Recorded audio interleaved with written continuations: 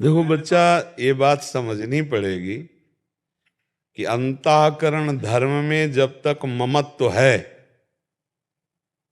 तब तक जीवत्व है, और जब तक जीवत्व है तब तक विकार है। जब तक विकार है तो फिर अहंकार तो है ही। ये बहुत सूक्ष्म विषय है। हमारा बंधन हुआ है अंतःकरण ममत्व से, और कोई बंधन नहीं है। ना कभी हमारा बंधन था, ना है, न रहेगा बच्चा। हम भ्रम से अपने को आत्मवत अंतःकरण में तन्मयता करके मना कष्टान इंद्रियाणी प्रकृति स्थान कर सती, बस इसी में फंस गए। शुद्ध मय में कुछ नहीं, अचाह स्थिति है, निर्विकार स्थिति है। शुद्ध मय को भूल करके अंतःकरण में जो मैं स्थापित हो गया, और उसी से मैं स्त्री हूं, मैं पुरुष हूं, मैं विद्वान हूं, मैं मूर्ख हूं, मैं गृहस्थ हूं, मैं विरक्त हूं, ये मैं के साथ जो जो लगा वो सब माया युक्त है। जब तक उपासना के द्वारा ये मलिनता नहीं मिटती, तब तक कल्याण, परम पद या अनुभूतियां, वो सब साधक को जो आनंद मिलता है वो आनंद कोष का ही है, ये अभी आनंद स्वरूप का नहीं है। जब स्वरूप का मिलेगा तो अनुभूतियां होती हैं किसको? किसको अनुभूतियां होती हैं? वो खुद अनुभव स्वरूप है, तो अनुभूतियां मुझे हो रही हैं, यही अज्ञान की बात है। अभी वो अनुभव थोड़ी हुआ है जिसे अनुभव कहते हैं।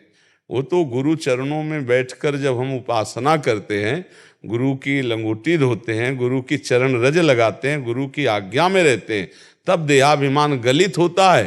मंत्र मूलम गुरु वाक्यम महावाक्यार्थस्य विचार्यताम।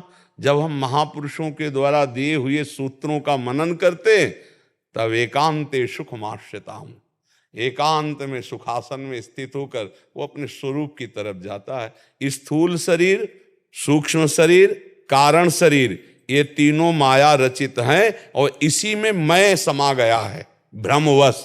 कभी ग्रंथि नहीं पड़ी, पर पड़ गई ग्रंथि, यही जड़ चेतन ग्रंथि पड़ गई यद्यपि मृषा। अब देखो, सच्ची बताओ, तुम लगता है ना तुम्हें कि तुम पुरुष हो? लगता है ना कि मैं देख रहा हूं, मैं भोग रहा हूं, मैं सुन रहा हूं? बिल्कुल नहीं। देखने का काम नेत्रेंद्रिय कर रही है, संकल्प बना रहा है मन। सुनने का काम श्रवणेंद्रिय कर रही, संकल्प बना रहा है मन, और निश्चय करा रही बुद्धि। हम कहीं है नहीं, और व्यर्थ में हम किए हुए हैं। इसीलिए अवश्य में भोक्तव्यम कृतम कर्म शुभाशुभम। उस अविनाशी चैतन्य घन को स्वयं में फंसा करके ये दुख सुख का भोग भोग रहा है। स्वाप्निक, सत्य नहीं है, स्वाप्निक सुख दुख। जैसे स्वप्न में हम देखा कि बहुत पिटाई हो रही है, अब पूजे जा रहे हैं, जगह तो न पिटाई थी न पूजा थी, है ना? ऐसे ही स्वाप्निक दुख सुख के मान अपमान के भ्रम में हम फंस गए, जबकि हम अब भी नहीं फंसे हैं, पर फंस गए। अब यही उपासना की तीक्ष्ण धार बनाकर विवेक की, ज्ञान की, और जो भ्रमात्मक बंधन उसे काट देते तो जीवन मुक्त हो गया। पर है बहुत कठिन, इसीलिए निरंतर नाम जप करो। पहले सद आचरण का कर्ता भाव, असद आचरण का त्याग, फिर सद आचरण से पवित्र हुआ कर्ता भाव का लय, साक्षी मात्र, तब जाके उसका अनुभव। अब चूंकि बहुत टेढ़ी खीर है, अभी कहाँ, अपने लोग तो बहुत दलदल में फंसे हुए हैं, जहां से बात कर रहे हैं बहुत ऊंची तो इसीलिए नाम जप करो, और पहले ये ठान लो कि शास्त्र विरुद्ध आचरण नहीं करेंगे।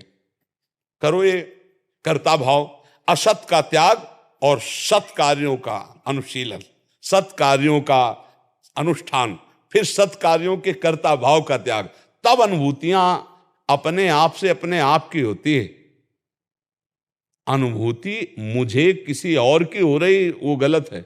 अपने आप से अपने आप की अनुभूति होती है, कोई और नहीं है, कोई और नहीं, दूजो नहीं, द्वैत नहीं है, वो एक ही है। सोई जाने जे देहु जनाई, तो जानत तुम्हें तस्मित तज्जने भेदा अभावात। ब्रह्मविद ब्रह्मवि भवति। तो ब्रह्मवि बहुत कम, तो वो ब्रह्म है, रहेगा तो वो वही जानना है बच्चा। उसी जानने के लिए संतों का समागम करते हैं। तो हमारी प्रार्थना, पहले असद आचरण से बचो, सद आचरणों का अनुष्ठान करो, तब पवित्र अंतःकरण में जो बुद्धि निर्णय करती है विवेक के द्वारा, फिर वो सही होता है। अभी क्या, जैसे दर्पण धूम से धूसरित हो जाए तो फिर प्रतिबिंब सही नहीं दिखता, ऐसे मलिन अंतःकरण है। सद शास्त्रों का स्वाध्याय करो, सद विचार वाले महापुरुषों का संग करो, सद आचरण करो और सतनाम जप करो। जो गुरुदेव ने नाम मंत्र दिया है, संसार का चिंतन छूटना ही साधना है। कि इन किन प्रकारेण, कैसे भी शरीर संसार का चिंतन होना ही असाधन है। देखो, नींद में जो सुख मिलता है, तमोगुण में कोई सुख नहीं है, पर 6 घंटे संसार का चिंतन छूटा तो आप कहते हैं आहा, बहुत फ्रेश महसूस होता है। नहीं होता है कि आज बहुत सुखपूर्वक सोया, और समाधिस्थ पुरुष जागृत अवस्था में संसार का चिंतन छोड़कर परमात्म चिंतन, आत्मचिंतन में, तो उसको कैसा सुख प्राप्त होता होगा। ये तो तमोगुण जनित संसार का चिंतन छूट गया 6 घंटे के लिए, तो कितना आनंद महसूस होता है। और अगर परमात्म चिंतन करते हुए संसार का चिंतन छूट जाए तो चलते फिरते उठते बैठते हर समय समाधि है, हर समय परमानंद है। अब भाई थोड़ा ऊंचे उठो अध्यात्म में तो समझ पाओगे। क्यों, काशी से आए हो? हाँ, तो इसीलिए काशी की बात हो रही है। ठीक है, हाँ नाम, ये तो भूल जाओ कि अभी कोई अनुभूति हुई है। पीतल को सोना मत मान लेना, नहीं तो जौहरी के पास वो सोने के भाव नहीं बिकेगा, पीतले के भाव बिकेगा। कहीं अज्ञान को ज्ञान न मान लिया जाए। शुद्ध ज्ञान जब होगा, किसी और का नहीं होता, अपने आप का ज्ञान होता है। अपने आप का हो जाए तो परमात्मा खो जाएगा, परमात्मा खो जाए तो अपने आप का हो जाएगा, दोनों एक ही। मम दर्शन फल परम अनुपा, और जीव पाओ निज सहज स्वरूपा। और स्वरूप में आ जाओ तो परमात्मा साक्षात्कार, परमात्मा साक्षात्कार करो तो स्वरूप, क्योंकि आत्मा और परमात्मा में अभेद स्थिति है, वहां भेद नहीं है। समझ पा रहे?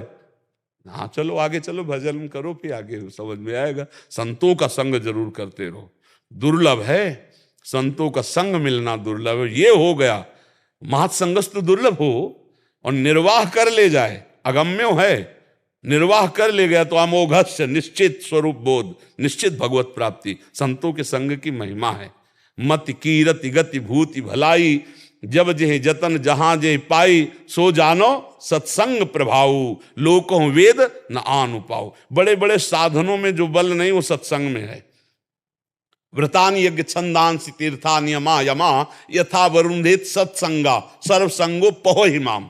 क्या करता है? सत्संग सब संगों से बचाकर परमात्मा चिंतन में लगा देता है। इसीलिए बड़े बड़े व्रत यज्ञ वेदाध्ययन और बड़े बड़े धर्मानुष्ठानों से जो लाभ नहीं मिलता, वो भगवत बोध संपन्न ज्ञानी महापुरुषों के चरणों में बैठने से प्राप्त हो जाता है। तात स्वर्ग अपवर्ग सुख धरी तुलाय कंग, तुलनताय सकल मिल जो सुख लव सत्संग। संत महापुरुषों का संग, सत्संग किसे कहते हैं? जहां बैठने मात्र से अपने दोष दिखाई देने लगे, जहां बैठने मात्र से अपने को भगवत प्राप्ति की जिज्ञासा, जहां बैठने मात्र से हमारा क्या स्वरूप है, हमारा क्यों जन्म हुआ, ऐसे प्रश्न उठने लगे, वो सत्संग है।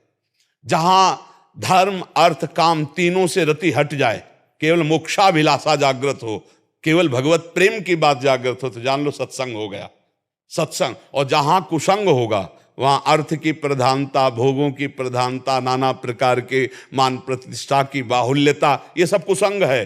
सत्संग संस्कृति कर अंता, बड़े भाग पाइप सत्संगा, तो बिना प्रयास होई भव भंगा। ये केवल भगवत प्राप्ति, संत संग का मतलब है भगवत प्राप्ति। संत संग हो गया, इसका मतलब है कि हमें अब निश्चित भगवत प्राप्ति होगी। अमोघस्य, अगर संत संग मिलने पर भी भगवत प्राप्ति न हो, तब तो फिर दुर्भाग्य, फिर कहां भगवत प्राप्ति होगी, किस मार्ग से होगी?